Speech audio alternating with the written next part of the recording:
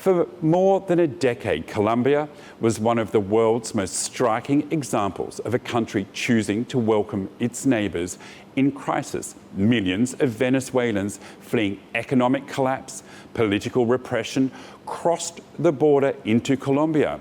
And successive governments took steps to give many of them legal status, access to work, and a chance to rebuild their lives. Now that approach is changing dramatically. Colombia's new president has ordered immigration authorities and police to begin operations targeting foreigners living in the country without regular immigration status, particularly those involved in criminal activity to be prioritised for deportation. His message is blunt. Colombia comes first.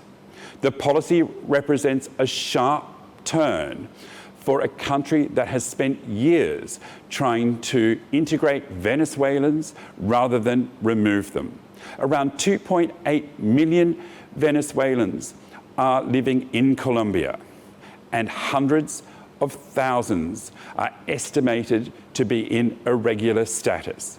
For the president, the argument is about security, sovereignty, and the right of a government to decide who can live within its borders. He says migrants involved in crime should be dealt with, and those without legal status should leave. His supporters argue that Colombians themselves have suffered from crime, economic pressure, and insecurity for too long, and that the government has a responsibility to put its own citizens first. But behind the political language are people who have already lost almost everything at once. Many Venezuelans in Colombia left behind homes, jobs, family members, and a country they no longer believe could provide them with a future. Some cross the border carrying little more than a bag and hope of finding somewhere else safe. They built new lives in Colombian cities, found work, rented homes, and sent their children to school. Now some are waking up wondering whether those lives could disappear again. And there is an important distinction in this debate. Being without regular immigration documents does not automatically mean someone is a criminal. The Colombian government's stated policy is to identify migrants involved in criminal activity first, followed by those without regular status. But critics fear a crackdown could blur that distinction and leave vulnerable migrants feeling that they are being treated as suspects simply because they are foreigners. For Venezuelan families, that uncertainty can be terrifying. A parent may have spent years building a life in Colombia while their children know no other home. If that parent is deported, what happens to the children? If both parents are removed, where do the children go? And if a family has become established in Colombia but lacks the documents required to stay, is deportation really a return home or another displacement? The policies are becoming part of a wider regional shift towards immigration policies. Colombia's president is closely aligned with the US president and has adopted some of the same nationalist language. His government has also promised a much tougher approach to crime and armed groups, with Washington pledging significant security assistance.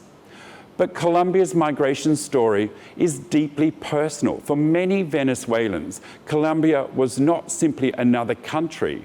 It was a place that gave them somewhere to start again. And now, for some of them, the fear is that the door that once opened to them may be closing. There is another dimension to this story. Colombia is not dealing with a small migrant population that can simply be removed. Venezuelans make up the overwhelming majority of migrants in the country, and their presence has become woven into Colombian society. They work in shops, restaurants, construction, transport, healthcare, and countless other parts of the economy. Many have Colombian-born children, Colombian partners, and deep connections to the communities where they now live. That makes the government's task considerably more complicated than simply announcing deportations.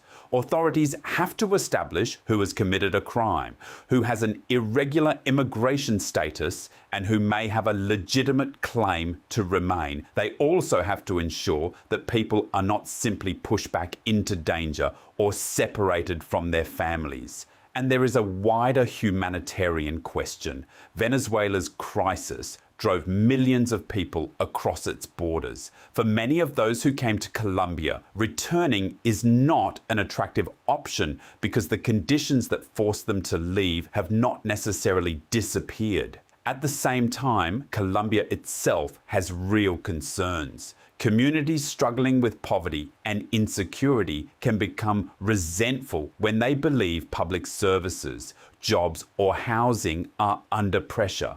A government promising to restore order can therefore find strong political support for a tougher immigration policy. The danger is that legitimate concerns about crime become mixed with fear of migrants themselves, because when that happens, a person can stop being seen as a neighbour, a worker, a parent, or a child. They become simply an immigrant. And that is when a political crackdown can begin to change the way an entire society sees the people who live among them. Colombia now faces a difficult choice between two competing ideas of security. One says that a country has the right to control its borders, remove people who commit crimes, and insist that immigration rules are respected.